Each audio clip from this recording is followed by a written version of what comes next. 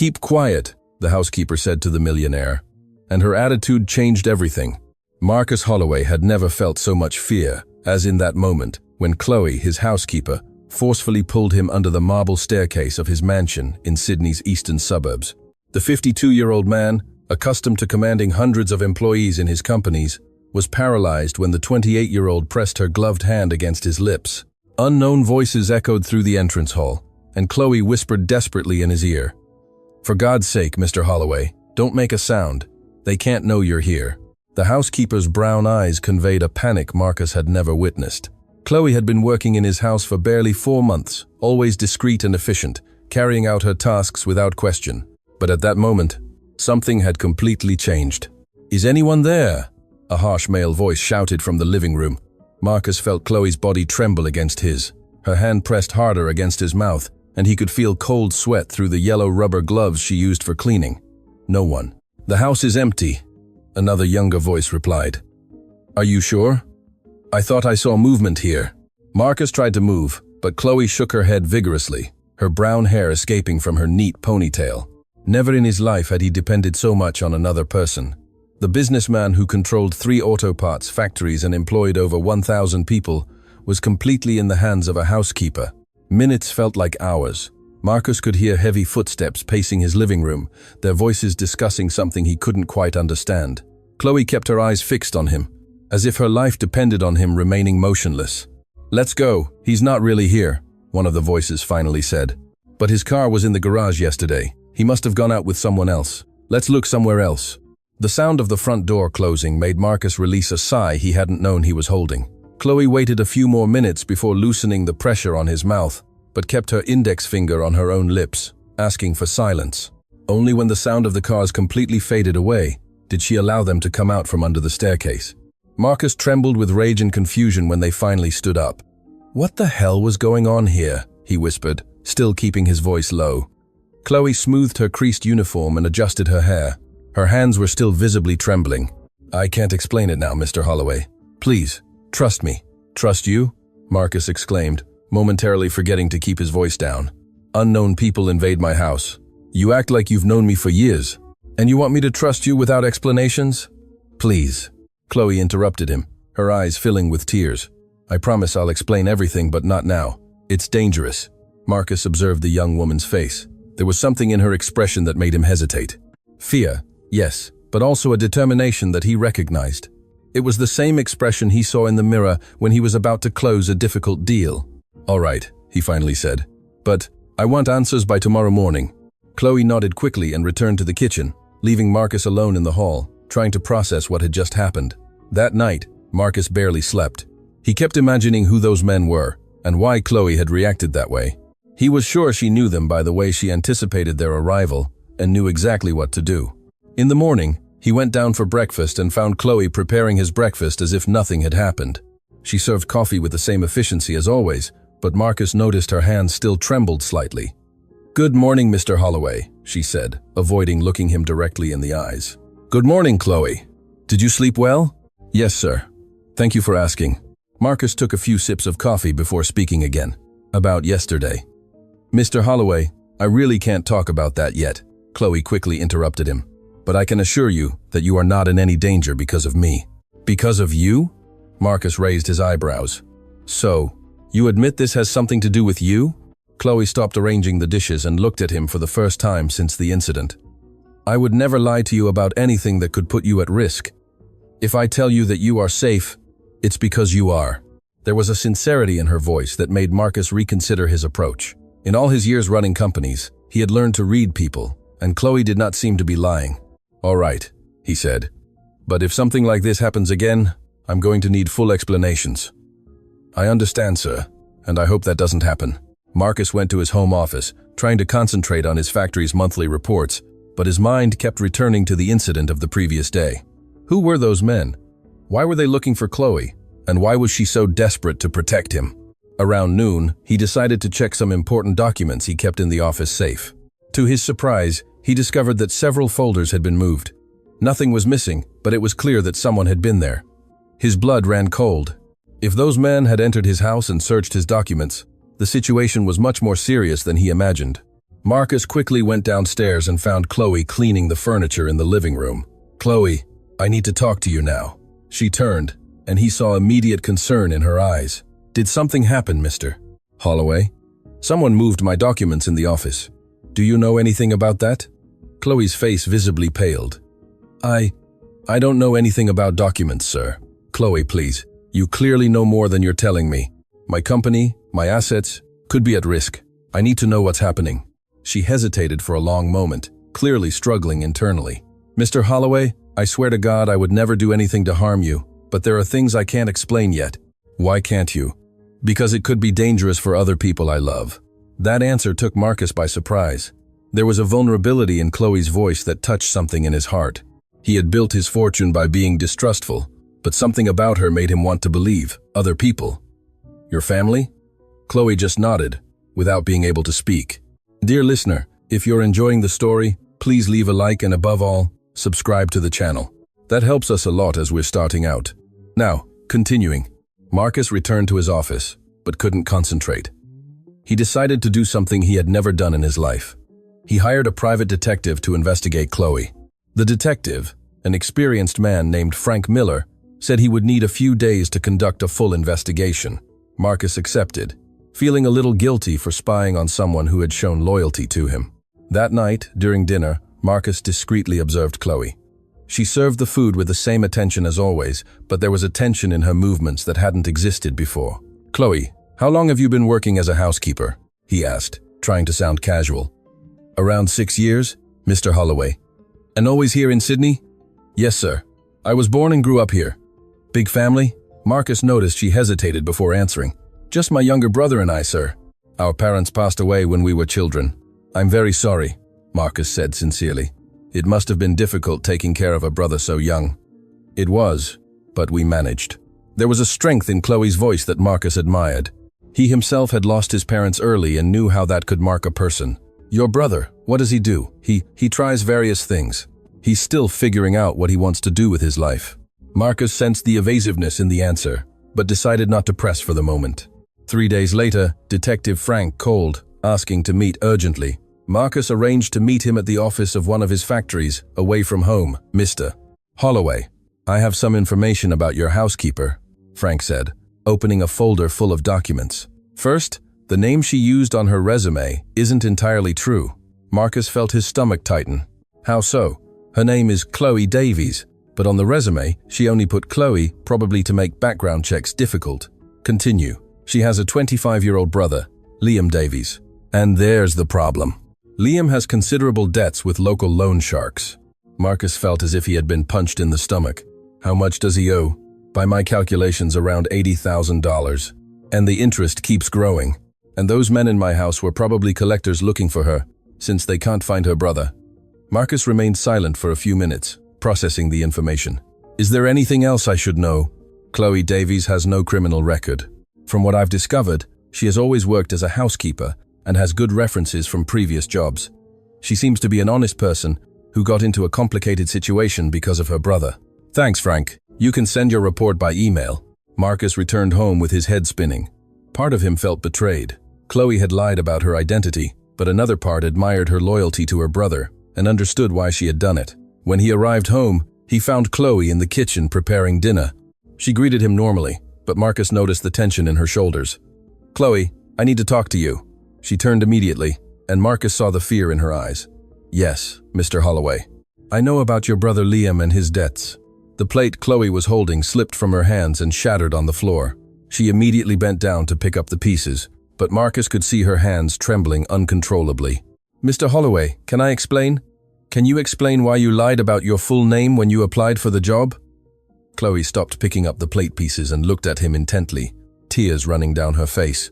"Because I knew that if you did a full background check, you would discover Liam's problems and wouldn't hire me. And you thought it was right to deceive me? I needed this job so much, Mr. Holloway. Not just for the money, but because it's the first place I felt safe and respected in years." Marcus felt something stir in his chest. There was a raw honesty in Chloe's confession that deeply moved him. "Why didn't you tell me about your brother's problems when they appeared here?" "Because I knew you would think I was trying to involve you in my family's problems." "And why?" "Because I didn't want to disappoint another person I admire." You admire me? Chloe wiped her tears with the sleeve of her uniform. You are a fair man, Mr. Holloway. In 4 months working here, you never treated me badly. You always paid my salary on time, always treated me with respect. To me, that means a lot. Marcus was touched by Chloe's words. It was rare to hear such sincere praise, especially from someone who had reason to fear him at that moment. And the documents in my office, I swear they didn't touch anything, Mr. Holloway. They were just looking for me. When they saw I wasn't home, they left. Marcus believed her. There was something in the way Chloe spoke that convinced him of her sincerity. Chloe, do you understand that I can't allow dangerous people to keep showing up at my house? I understand, sir. If you want to fire me, I completely understand. Marcus studied Chloe's face for a long moment.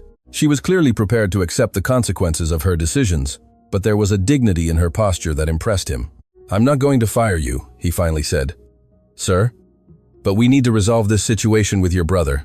I can't have loan sharks showing up at my house whenever they want. Chloe looked at him with surprise and gratitude. I'll find a solution, Mr. Holloway. I promise it won't bother you again. How are you going to solve it? I'll resign and leave Sydney with Liam. It's the only way to protect him and not involve you further. No way, Marcus said firmly. Running away solves nothing. They'll keep looking for you.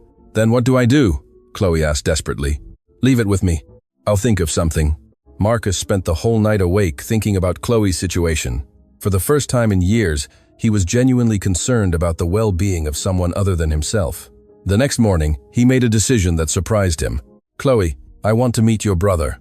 Mr. Holloway, if we're going to solve this situation, I need to understand what kind of person I'm dealing with. Chloe hesitated. He's not a bad person, sir.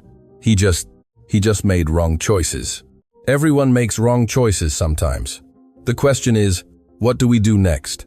That afternoon, Chloe brought Liam to the mansion. Marcus was surprised by the physical resemblance between the siblings. Both had the same expressive brown eyes and the same determination in their chin.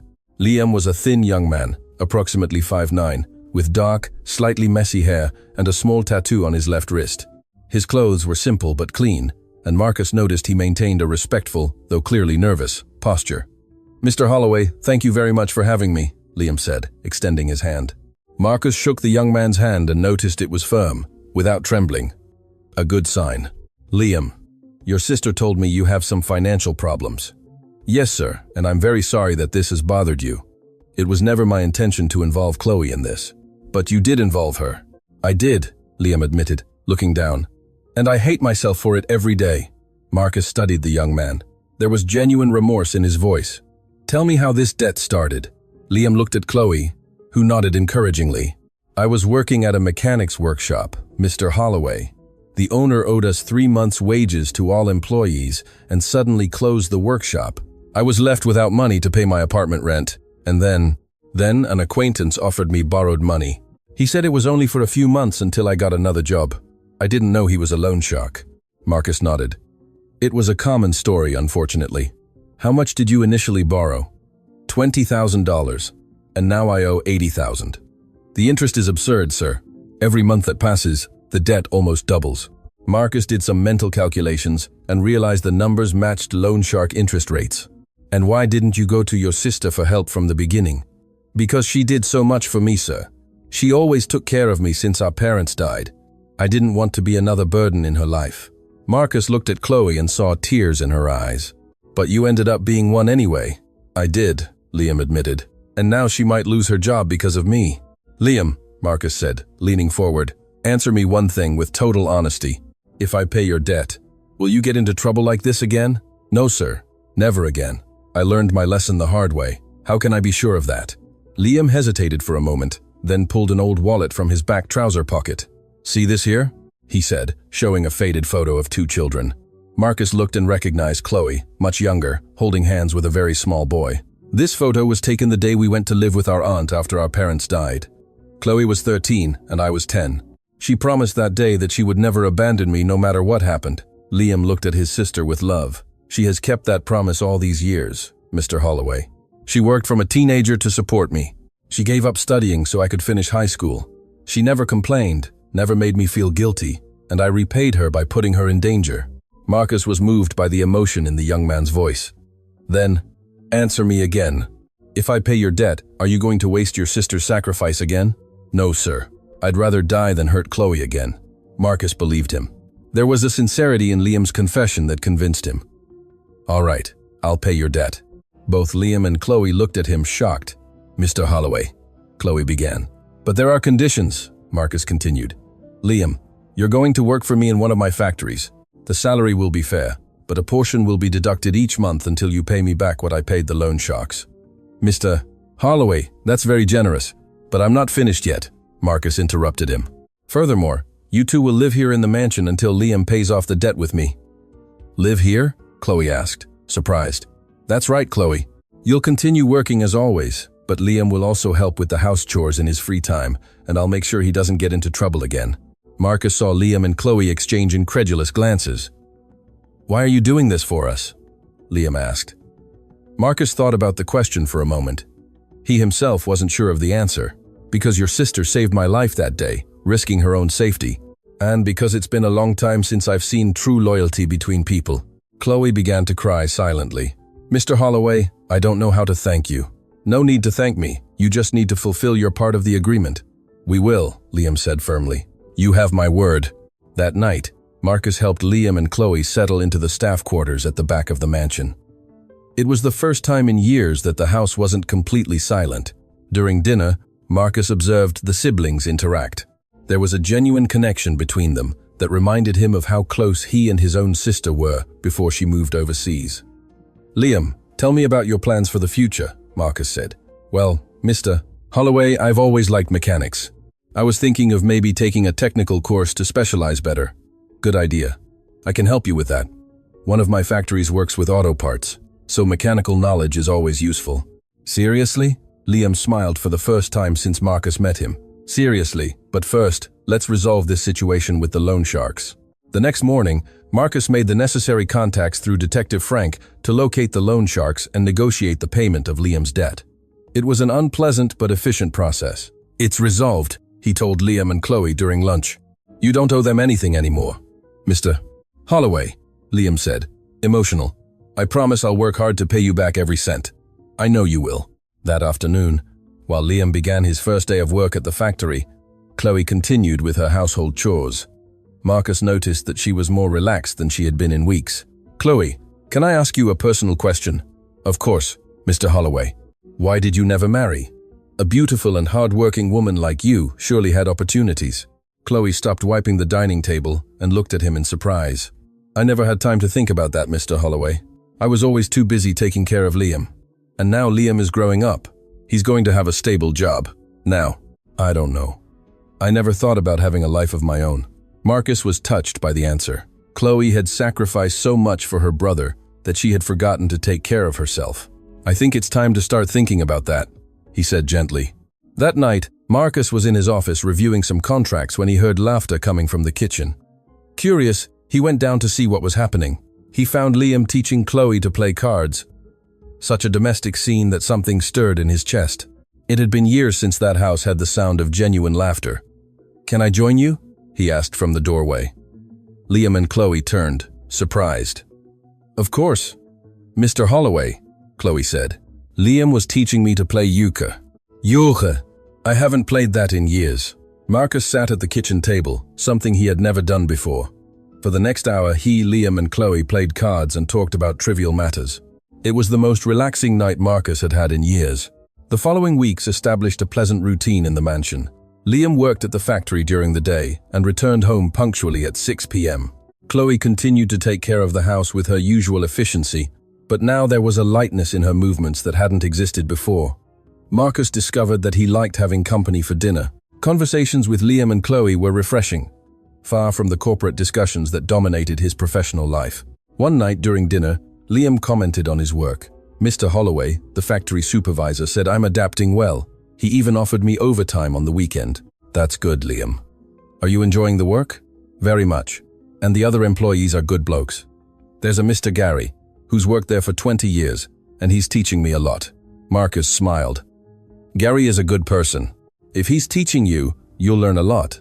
Mr. Holloway, Chloe said hesitantly, can I ask you a question? Of course. Why do you live alone in this huge house? Did you never marry? Marcus hesitated. It was a personal question he rarely answered. I was married once, he finally said.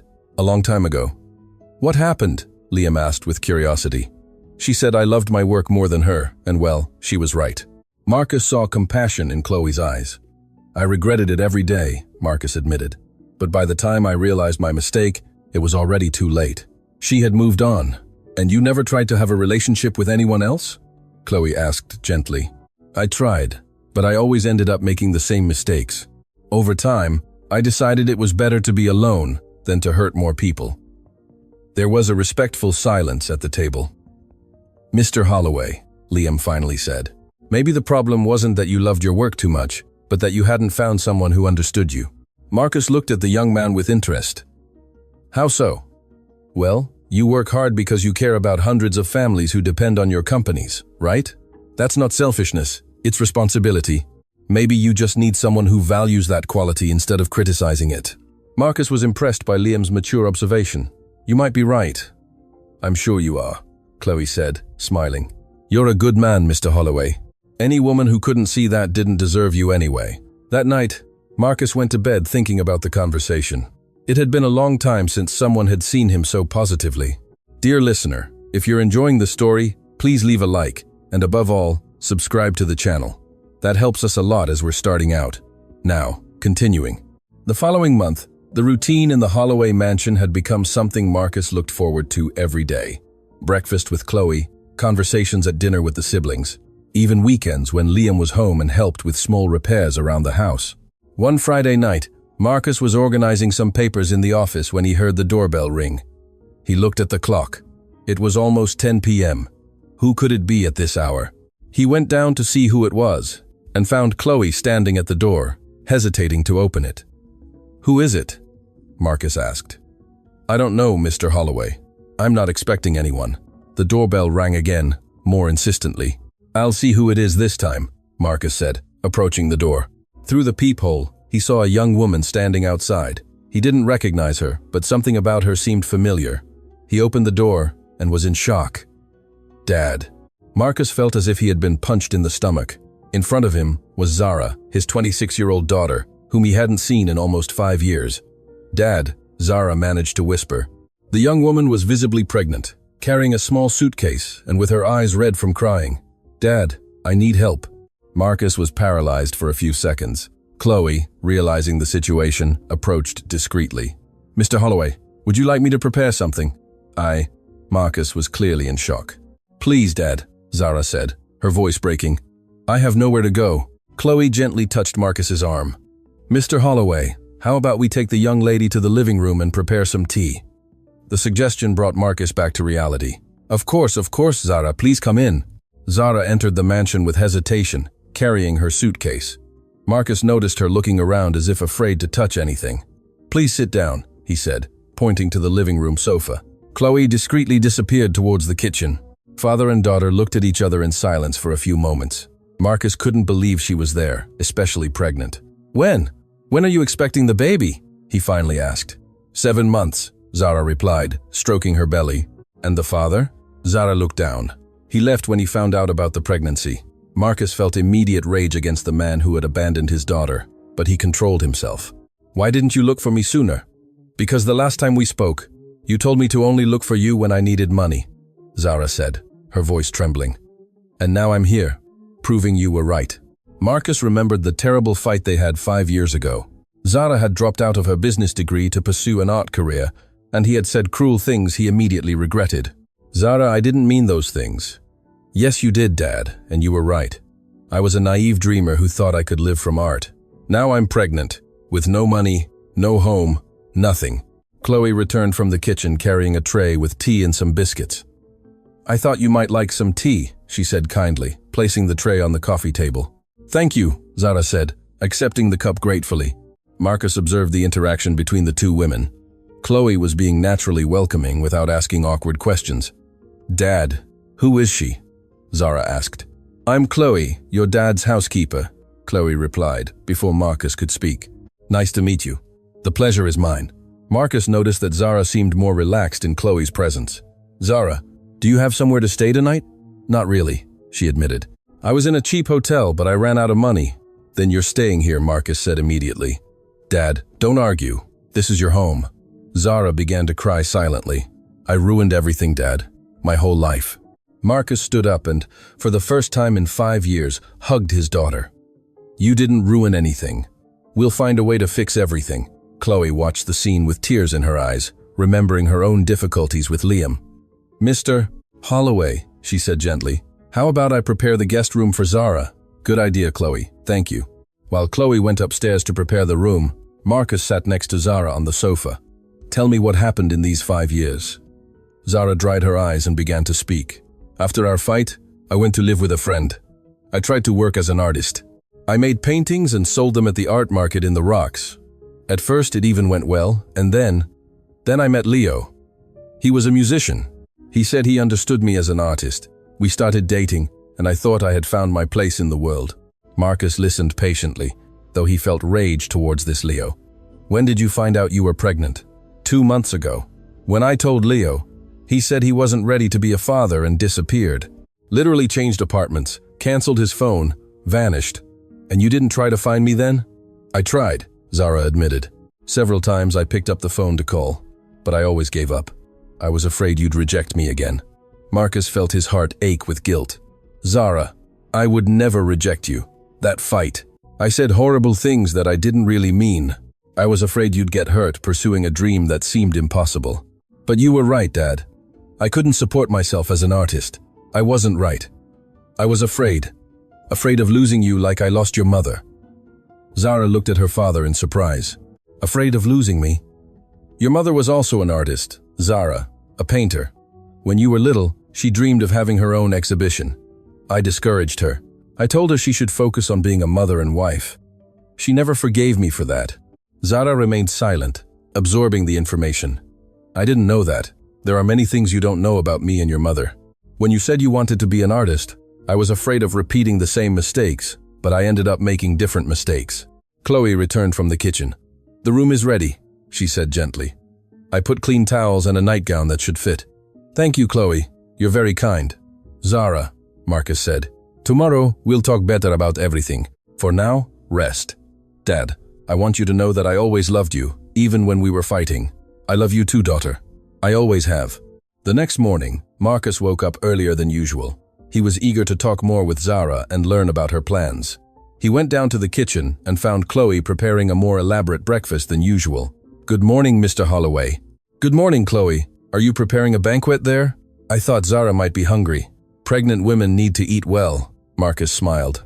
Without even knowing Zara, Chloe was already taking care of her. Chloe, thanks for yesterday. You were very kind to Zara. No worries, Mr. Holloway. She's your daughter. Yes, but, well, you saw how complicated our situation is.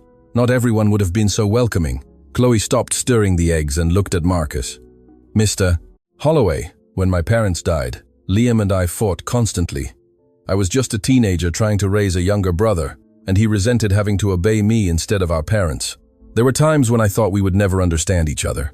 What changed? Time and forgiveness, and the realization that family is the most precious thing we have in the world. Marcus was touched by Chloe's words. You're very wise for someone so young. I'm not wise. I just learned through mistakes. Zara came down for breakfast around 9 a.m. She looked better, though still tired. Good morning, she said shyly. Good morning, Zara, Marcus replied. Did you sleep well? Better than in weeks. Chloe served a plate full of food for Zara. Scrambled eggs, toast, fruit, and orange juice. Wow, that's a lot, Zara protested. You're eating for two, Chloe said, smiling. You need to nourish yourself well. During breakfast, Marcus observed how Zara and Chloe conversed naturally. His daughter seemed more relaxed in the housekeeper's presence than in his own. Zara, Marcus said, we need to talk about your plans. I know, Dad. First, I want you to know that you can stay here as long as you need. This is your home. Thank you. Second, we're going to get proper medical care for your pregnancy. Dad, that must cost a fortune. Zara, I'm your father. Taking care of you and my grandchild is my responsibility. Marcus saw Zara's eyes fill with tears. You're not angry with me? Why would I be angry? For being pregnant and not married? For having dropped out of university? For having disappeared from your life for 5 years? Marcus stood up and hugged his daughter. Zara, I'm proud of the brave woman you've become and eager to meet my grandson. That afternoon, Marcus took Zara to a consultation with the best obstetrician in the city. The test showed that both she and the baby were healthy, which was a great relief. On the way back home, Zara asked about Chloe and Liam. "Dad, how long have they been living here?" "A few months. It's a complicated situation." Marcus told the story of how he had met the Davies siblings, omitting only the heavier details about the loan sharks. "So, you saved them?" Zara asked, impressed. "They saved me first." "How so?" Marcus hesitated. Then, he decided to tell how Chloe had protected him that first day. "Wow," Zara said. "She risked her own job to protect you." "Exactly. And now they are. Well, they're like family." Zara smiled. "I like them. Especially Chloe. She has a huge heart." "Yes, she does." When they arrived home, they found Liam already back from work, helping Chloe in the kitchen. "Hi, Liam," Zara greeted him cheerfully. "Hi, Zara. How was the doctor's visit?" "All good with the baby." "That's great," Liam smiled. "It's going to be awesome having a kid in the house." Marcus observed the interaction and noticed how Liam and Chloe had quickly included Zara in their family dynamic. During dinner, Zara spoke of her passion for painting. "Dad, I know you never understood my love for art." "Zara, I was wrong," Marcus interrupted her. "I would really like to see your paintings." "Seriously?" "Seriously. I brought some in my suitcase. Can I show you after dinner?" After dinner, Zara went upstairs to get her canvases. When she returned, Marcus, Chloe, and Liam gathered in the living room to see her work. Marcus was genuinely impressed. Zara's paintings were delicate and expressive, mainly showing urban landscapes and portraits of ordinary people. "Zara, this is beautiful," Chloe said sincerely. "Thanks, Dad," Marcus said, emotional. "You have a lot of talent." "Do you really think so?" "I do, and I apologize for taking so long to recognize it." Liam also praised the paintings, asking technical questions that showed genuine interest. That night, for the first time in years, Marcus felt part of a true family. In the following weeks, Zara quickly adapted to life in the mansion. She helped Chloe with small household tasks and spent afternoons painting in the garden. Marcus noticed that his daughter's presence had positively changed the house's dynamic. There was more laughter, more conversations, more life. One afternoon, he found Zara and Chloe chatting animatedly in the living room. "What are you talking about?" he asked curiously. "Chloe was telling me about the time she took care of Liam by herself," Zara explained. "It's amazing how she could be so young and so responsible." "Zara is amazing," Chloe replied. "Having a baby alone requires a lot of courage." Marcus sat with them. "Zara, have you thought about what you'll do when the baby is born?" "I still don't know, Dad. It's scary to think about being a single mom." "You're not alone," Chloe said gently. "You have your father. You have us. That's what family is, isn't it? People who support each other." Marcus was touched by Chloe's words and by the ease with which she included Zara in her definition of family. "Chloe is right," he said. "You'll have all the help you need." That night, during dinner, Liam made a suggestion. "Zara, why don't you have an exhibition of your paintings?" "An exhibition?" Zara laughed. "Liam, that costs a lot. You need contacts, a venue. What if we held it here at the mansion?" Liam suggested. "Mr. Holloway has that big lounge room that he hardly uses. We could invite people, serve some snacks." Marcus was surprised by the idea, but liked it immediately. "Liam, that's an excellent idea." "Seriously, Dad?" "Seriously. How about we have an exhibition of your works before the baby is born?" Zara's eyes filled with tears. "Would you do that for me?" "Of course we would," Chloe said. "It would be an honor to help, but I don't know anyone in the art scene here in Sydney." "I know some people who might be interested," Marcus said thoughtfully. "Some clients, friends, and we can spread the word on social media too." "Dad, that would be a dream come true." "Then, let's make that dream a reality." The following weeks were a rush of preparations. Chloe and Liam helped transform the mansion's main lounge into a makeshift gallery. Marcus used his contacts to invite influential people from the city. Zara was radiant, preparing her best works and creating some new pieces, especially for the exhibition. 1 week before the exhibition, Marcus received an unexpected call. "Marcus, it's Catherine." Marcus almost dropped the phone. Catherine was his ex-wife, Zara's mother. "Catherine, hello. I heard Zara is living with you." "Yes, she is. How did you know?" "A mutual friend told me they saw her at the doctor's office." "Marcus, is it true she's pregnant?" "It's true." There was a silence on the other end of the line. "Why didn't she tell me? I think you should ask her that." Can I talk to her?" Marcus hesitated. Catherine had moved to Brisbane after the divorce and maintained minimal contact with Zara. Catherine, Zara is fine here. I don't want anything to stress her at this stage of the pregnancy. Marcus, I'm her mother. I know, but look, how about you talk to her first? If she wants to see you, you can come to the exhibition we're organizing. Exhibition? Marcus told her about Zara's art exhibition. My God, Catherine whispered. She still paints? She paints, and very well. Marcus, I'd really like to go. I'll talk to Zara and call you back. When Marcus told Zara about her mother's call, she remained silent for a long time. What do you think? She finally asked. I think that decision is yours. Dad, do you still love Mum? The question took Marcus by surprise. Zara, I just want to know if you still fight when you see each other. Marcus reflected on the question. I don't fight with your mother anymore. I've matured enough to understand that our problems were ours. They had nothing to do with you. Then, you can tell her she can come, but let her know I don't want any drama at my exhibition. Marcus laughed. I'll tell her. The night of the exhibition arrived quickly. The Holloway mansion was transformed. The main lounge displayed Zara's 20 best works. There was an elegant buffet prepared by Chloe with the help of a catering company, and Marcus had invited over 50 people. Zara looked beautiful, wearing a navy blue dress that enhanced her pregnant belly. She was nervous, but radiant. Dad, thank you for all this, she said, hugging Marcus. Thank you for giving me the opportunity to be a better father. Chloe appeared by his side, elegant in a simple black dress that Marcus had bought for her. Everything's ready, she said, smiling. The first guests are already arriving. The exhibition was an absolute success. People sincerely praised Zara's works, and several pieces were sold during the night. Marcus proudly watched his daughter, explaining her techniques to interested visitors. She had transformed into the confident artist she always had the potential to be. Around 9 p.m., Catherine arrived. Marcus recognized her immediately. She was still a beautiful woman, though the years had left some marks. She wore an elegant green dress and carried a bouquet of flowers. Catherine, Marcus greeted her politely. Marcus, thank you for letting me come. Zara is over there, he said, pointing to where his daughter was talking with some guests. Catherine observed Zara for a few moments before approaching. Zara. Zara turned, and upon seeing her mother, became visibly emotional. Mum. Mother and daughter hugged, both crying silently. Marcus felt a hand gently touch his arm. It was Chloe. How do you feel? She asked in a low voice. Good, happy for Zara. And what about Catherine? Marcus looked at his ex-wife, who was now admiring her daughter's paintings.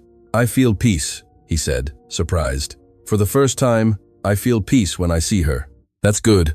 Chloe, thank you for everything you did to make this night happen. No need to thank me. Zara is special. She deserves all this. Marcus observed Chloe for the rest of the night, noticing how she circulated among the guests.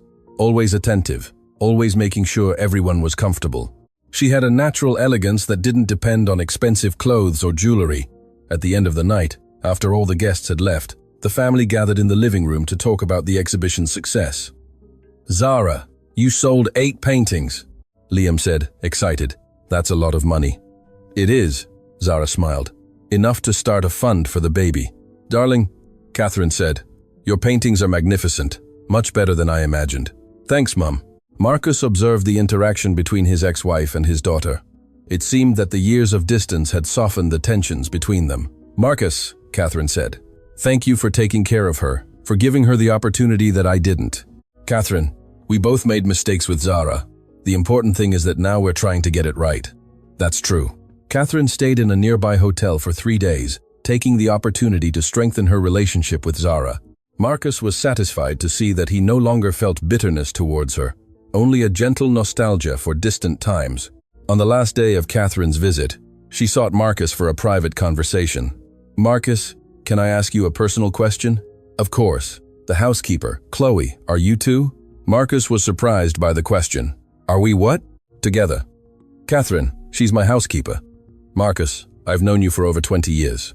I've never seen you look at someone the way you look at her. Marcus was puzzled. How do I look at her? With affection, with admiration, with love. Marcus, I'm not judging you. I'm telling you it's obvious you've fallen in love with her. Marcus remained silent, processing his ex-wife's words. Even if that were true, it would be too complicated because of the social difference, among other things. Catherine smiled. Marcus, You've always been stubborn, but don't be silly. If you've found someone who makes you happy, don't let silly things like class differences get in the way. That night, after Catherine left for Brisbane, Marcus kept thinking about the conversation. Could it be true that he had fallen in love with Chloe? He observed her during dinner, noticing things he might have ignored before. The way she smiled at Liam when he talked about work, how she took care of Zara without anyone asking, how she always remembered his likes and preferences. After dinner, Marcus found Chloe alone in the kitchen washing the dishes. "Chloe, can I help you?" "No need, Mr. Holloway. I'm almost done." Marcus took a tea towel and began drying the dishes. "Chloe, can I ask you a personal question?" "Of course. Are you happy here?" Chloe stopped washing the dishes and looked at him. "Very happy, Mr. Holloway." "Why?" "Just wanted to make sure. Sometimes I wonder if this situation isn't too strange for you." "Strange? How?" "Living in the boss's house, being part of the family." Chloe smiled. "Mr. Holloway, in the past few months, I found something I've been looking for all my life. A place where I feel valued and loved. Liam is happy. He has a future.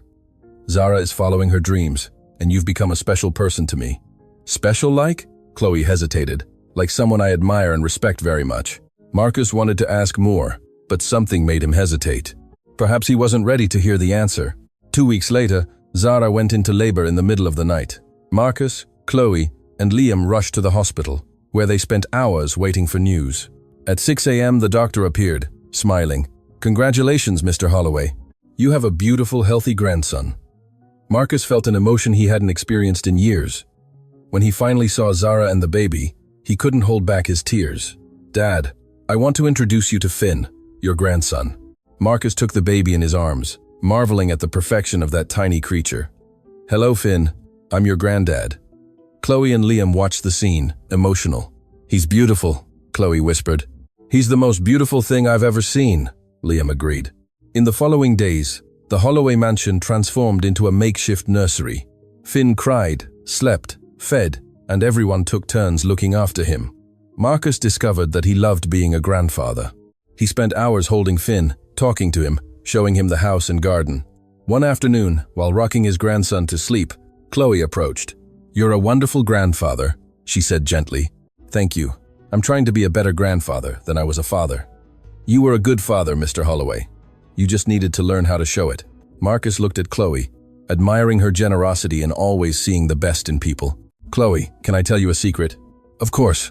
"I used to be afraid of the silence in this house. It was a cold, empty silence.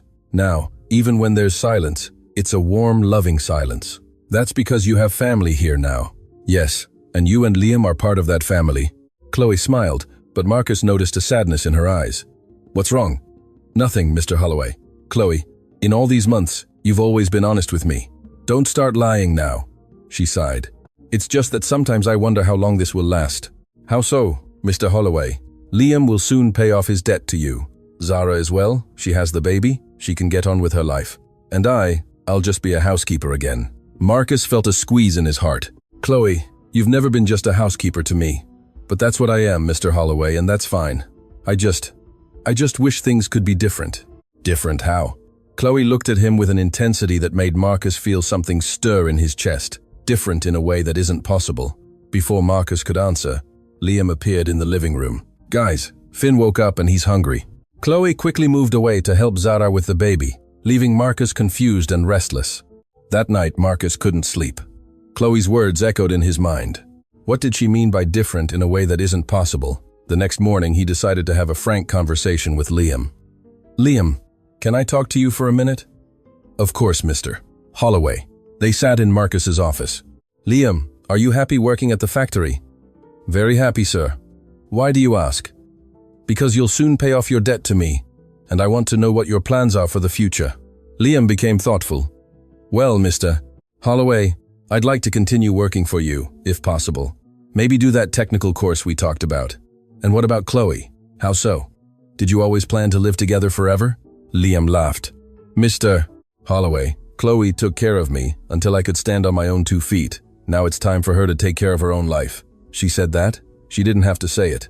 I see how she looks at you." Marcus was surprised. "How does she look at me?" "The same way you look at her." Marcus was speechless. "Liam, this is complicated." "Why is it complicated, Mr. Holloway?" Because she works for you? Because we have different lives? Mr. Holloway, can I tell you something? Of course. Before coming to work here, I thought rich people were different from poor people. I thought you didn't feel the same things we do. And now I know that suffering is suffering, joy is joy, love is love, no matter how much money you have in the bank. Marcus was impressed with Liam's maturity. Do you think I should? I think you should stop thinking so much and follow your heart. Dear listener, if you're enjoying the story, please leave a like and, above all, subscribe to the channel. That helps us a lot as we're starting out. Now, continuing. That afternoon, Marcus made a decision that would change everything. He asked Chloe to meet him in the garden after Finn fell asleep. When she arrived, Marcus was nervous as he hadn't been in years. Mr. Holloway, did you want to talk to me? Chloe, please sit down. She sat on the bench beside him, and Marcus noticed her hands trembling slightly. Chloe, a few months ago, you came into my life in a way I never imagined possible. Mr. Holloway, let me finish, please. You taught me things about myself I didn't know. You taught me that a house isn't just a place to live, but where love is felt. You taught me that family isn't just blood, but choice. Marcus paused to take a deep breath. And you taught me that the heart doesn't care about social differences. Chloe looked at him with eyes full of tears.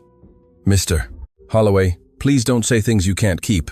Chloe, I'm in love with you. The silence that followed was interrupted only by the sound of the wind in the garden trees. I'm in love with you too, Chloe finally whispered. But, how can it work? You're Marcus Holloway, owner of 3 factories, a millionaire.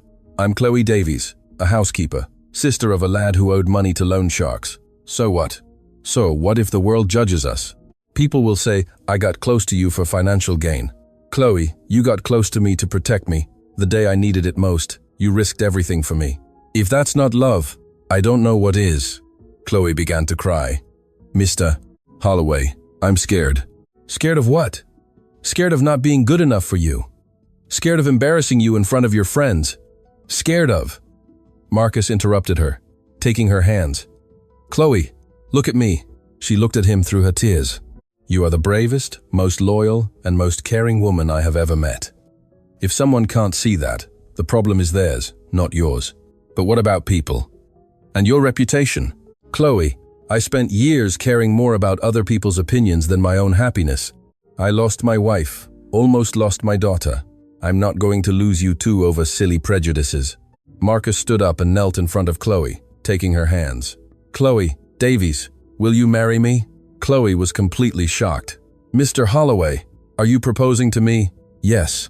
And stop calling me Mr. Holloway. Call me darling. Chloe laughed through tears.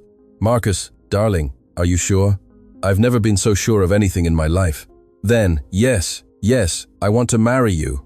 Marcus stood up and kissed Chloe for the first time. It was a sweet kiss, full of promises and dreams. When they separated, they found Liam, Zara, and even Finn in his mother's arms, watching from the living room window. You were spying, Marcus shouted, feigning indignation. Of course we were, Zara shouted back. Congratulations, Dad. Finally, Liam cheered.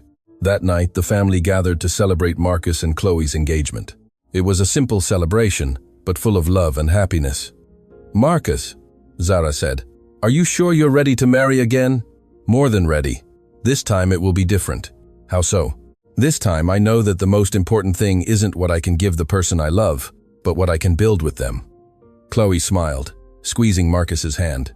And I learned that true love isn't about money or social standing, she said. It's about companionship, respect, and mutual care. When are you going to get married? Liam asked eagerly. Soon, Marcus replied. I lost too much time being proud. And where will we live? Chloe asked. Here, of course. This house has finally become a real home. The following months were a rush of wedding preparations. Marcus made sure it was an elegant but intimate ceremony, just for close family and friends. Chloe worried about the costs, but Marcus explained that he wanted to celebrate their love in the best possible way. Marcus, you don't have to prove anything to anyone, she said. I'm not trying to prove anything. I'm celebrating the most important day of my life. The reaction of Marcus's friends and acquaintances was varied. Some were surprised, others made malicious comments, but many were genuinely happy for him. Frank, the detective who had investigated Chloe, called to congratulate him. Marcus, can I tell you something? In 20 years investigating people, I've learned to recognize character. Your fiancé is a special person. Thanks, Frank, that means a lot. The wedding was set for a Saturday afternoon in the mansion garden. Zara helped decorate everything with white and yellow flowers, creating a romantic and welcoming atmosphere. On the wedding day, Marcus was more nervous than he had ever been in his life. Liam, who would be his best man, tried to calm him down. Mr. Holloway, you're trembling.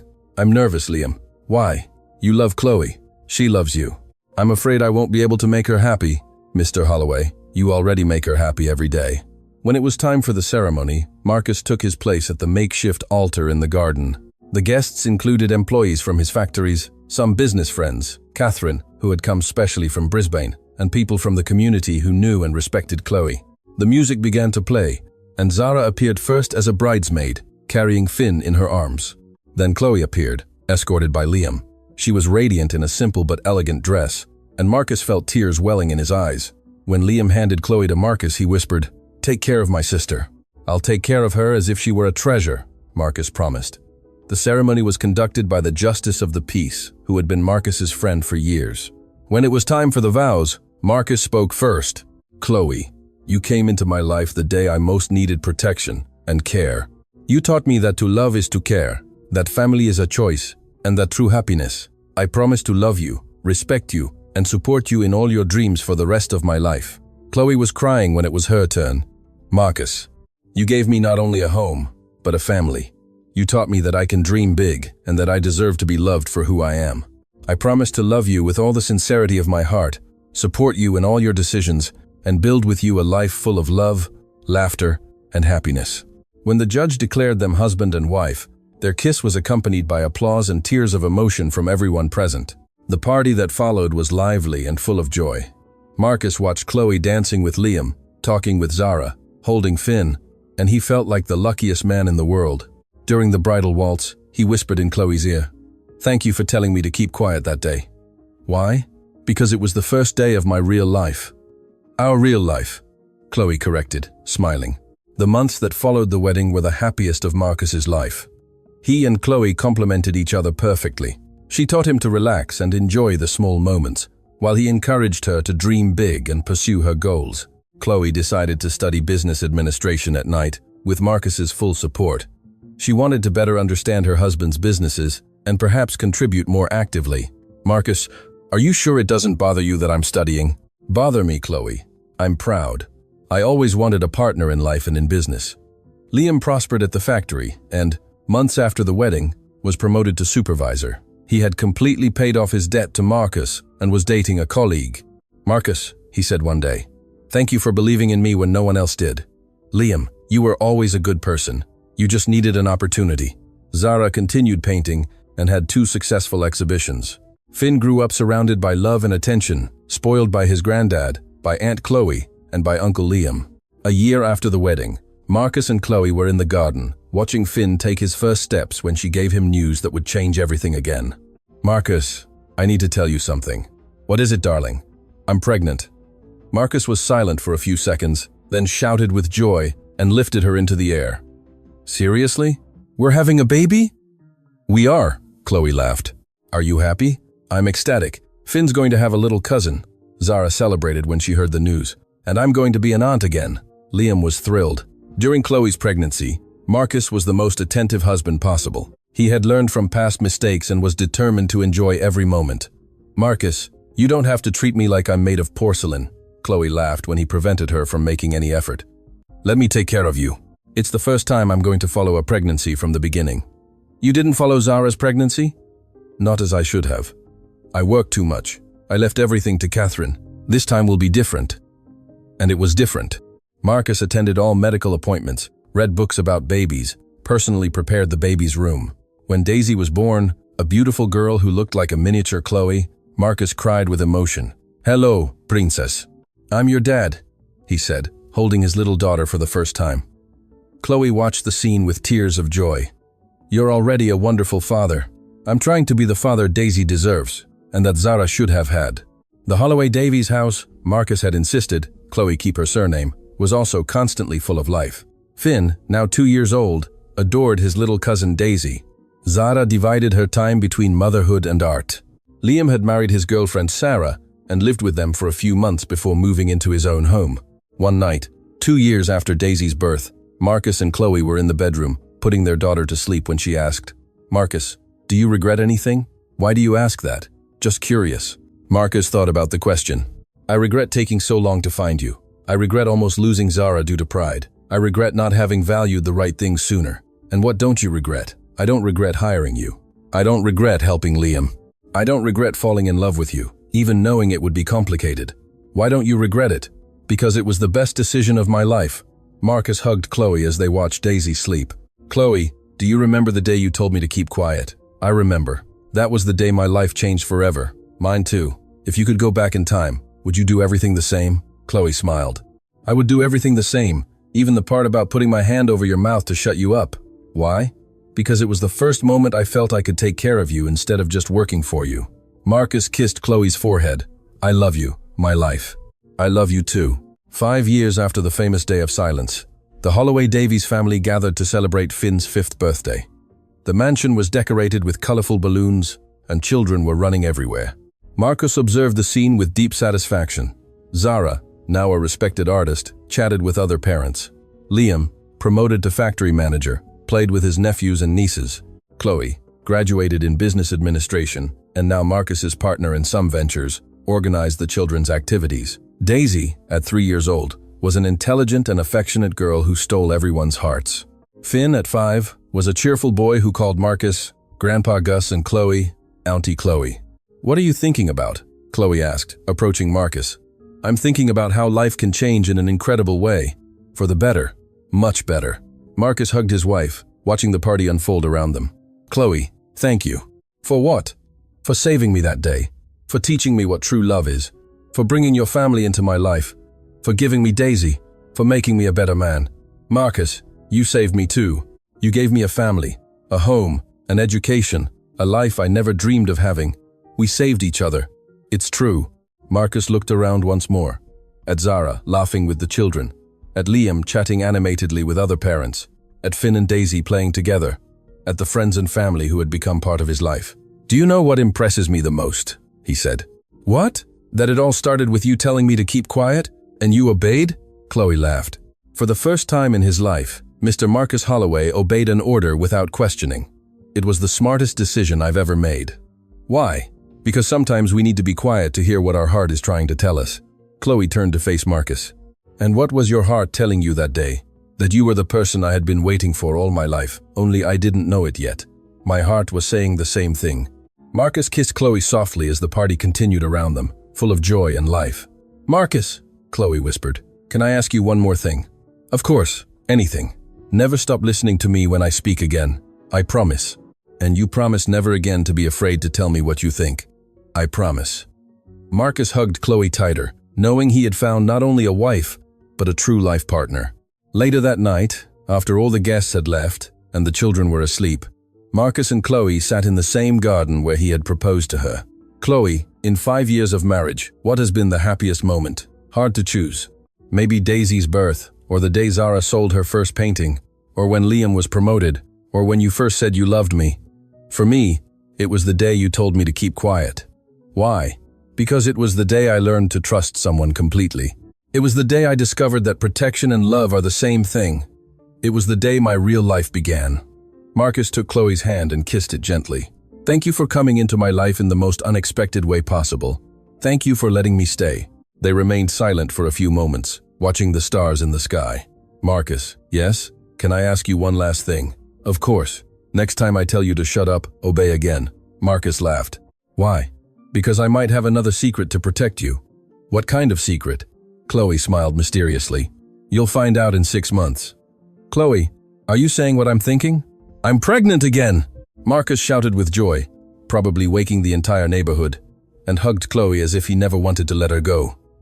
"Seriously? We're having another baby?" "We are.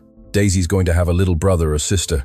"Chloe, I love you so much that sometimes I think my heart can't contain it. I love you too, Marcus. Forever."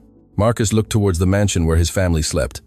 Zara with Finn, Daisy in her cot, and now another baby on the way. He thought about Liam in his own house with Sarah, building his family. He thought about everything that had happened since that day. Chloe told him to keep quiet. Chloe, yes. Thank you for changing my whole life with a single phrase. What phrase? Shut up, for God's sake. That phrase saved both of us. It saved us and taught me that sometimes the best things in life come when we least expect them, from the people we least think about, and in the most unexpected ways. Marcus kissed Chloe one last time before entering the house where his family awaited, knowing he had found something he had been searching for all his life without knowing it. True love, a real family, and the genuine happiness that comes from sharing life with people who truly matter. End of story. And you, dear listener, what did you think of this story of love and overcoming challenges? Do you believe love can overcome all social barriers? Leave your honest opinion in the comments and tell us which part touched you the most. If you liked the story, don't forget to leave a like and, most importantly, subscribe to the channel so you don't miss other exciting stories we have to tell. Your company and support are essential for us to continue bringing these heartwarming stories.